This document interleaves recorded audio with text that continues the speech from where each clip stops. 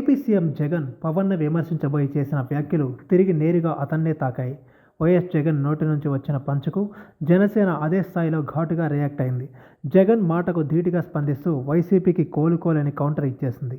Telangana assembly ఎన్నికల్లో జనసేన పార్టీకి బర్రెలెక్క కంటే తక్కువ ఓట్లు వచ్చాయంటూ ఏపీ ముఖ్యమంత్రి వైఎస్ జగన్మోహన్ రెడ్డి కీలక వ్యాఖ్యలు చేశారు.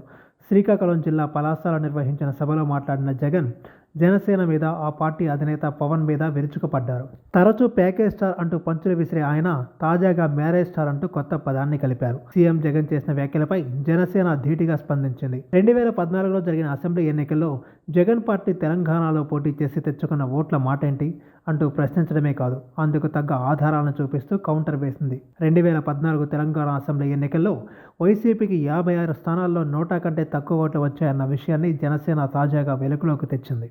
అంతేకాదు, ఏ బర్రెలక్క పేరుతో జగన్ పంచివేశారో జగన్కి సైతం ఆమె పేరు మీదనే విమర్శలతో జనసేన కౌంటర్ ఇచ్చింది. ఇండిపెండెంట్గా నిలబడి పోటీ చేసే దమ్ము బర్రెలక్కకైనా ఉంది, కానీ తెలంగాణలో పోటీ చేసే దమ్ము జగన్కు వైసీపీకి లేదన్నారు. అదే విషయాన్ని తాజా వ్యాఖ్యలతో జగనే చెప్పుకున్నారని జగన్కి దిమ్మ తిరిగి కౌంటర్ ఇచ్చింది. అంతేకాదు, సెల్ఫ్ గోల్ వేసుకోవడం జగన్కు మించిన సిబిఐ దత్తపుత్రుడు లేడంటూ జగన్ కేసుల్ని ప్రస్తావించింది.